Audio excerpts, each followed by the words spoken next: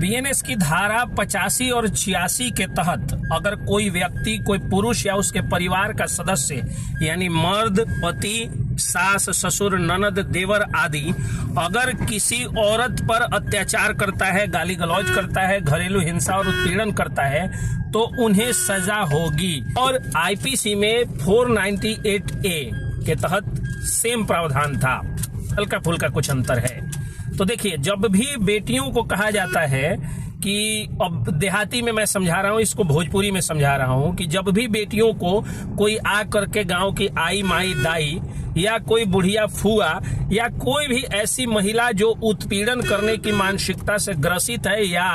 उसको पुरुषवादी मानसिकता ने घेर लिया है, वह जब कहती है कि बेटिए हई इनका से खाए के बनवाई है, खाना बनवाई है, तो उन बेवकूफ अनपढ़ लोगों को ये मालूम होना चाहिए कि अगर बेटी का खाना बनाना जरूरी है तो बेटा का खाना उगाना जरूरी है। अब ये लोग जा करके अपने पोता को या बेटा को ये बात नहीं कहते हैं कि बेटा बाटे एकरा सब्जी उगावे के सिखावो, कोदार चलावे के सिखावो, कोन छाटे के आर छाटे के सिखावो, खेत में ट्रैक्टर घुमावे के सिखावो, गाय दुहे के सिखावो, गाय खियावे के या गोबर उठावे के सिखावो। ये लोग नहीं कहते हैं। अगर एक लड़की के लिए खाना बनाना जरूरी है तो खाना उपजाना एक लड़के के लिए भी जरूरी है। और अगर लड़के के प्रति इतना विश्वास है कि वह कमा करके और खेती करा लेगा तो लड़की के प्रति भी इतना विश्वास होना चाहिए कि वह कमा करके और कुक रख लेगी। और वैसे तो खाना बनाना, खाना, सोना, ये सब जो है आहार, निद्रा, मैथुन, बाल बच्चों को पैदा करना, सोना, हंसना, ये सब नैसर्गिक प्रक्रिया है। जिस तरह खाना व्यक्ति खाना सीख जाता है नैसर्गिक रूप से, नेचुरली, उसी तरह से वह व्यक्ति खाना बनाना भी सीख सकता है। तो अगर ट्रेनिंग की जरूरत है और बचपन से ही किसी चीज को सिखाने की जरूरत है तो लड़कों को सिखाने की जरूरत है कि वो गाय दूहना सीखे, क्योंकि लगभग 75% जितनी उपयोगिता है दूध या मिल्क प्रोडक्ट की उससे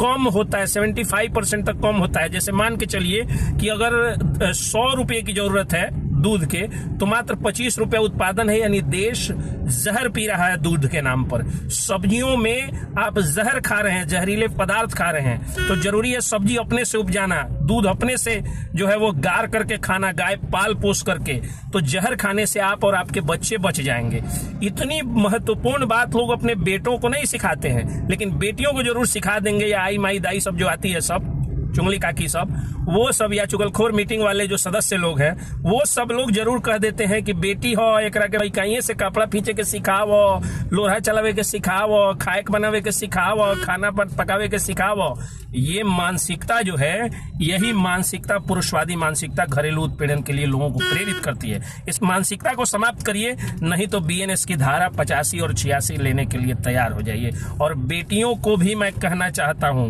कि बेटियों, जब तुम्हारी शादी हो तो घरेलू उत्पीड़न मत सहना, कानून तुम्हारे साथ है, तुम जरूर सबक सिखाना और गलत केस भी मत करना। जैसा कि इन दिनों सुनने में आ रहा है, गलत केस मत करना, वरना तुम्हारे एक गलत केस की वजह से सैकड़ों पीड़िताओं के प्रति लोगों की और कोर्ट तक की मंशा और एप्रीहेंशन जो होता है, एक अनुमान वही बन जाता है कि ये भी वैसा ही कर रही होगी या कर रहा होगा। जय हिंद।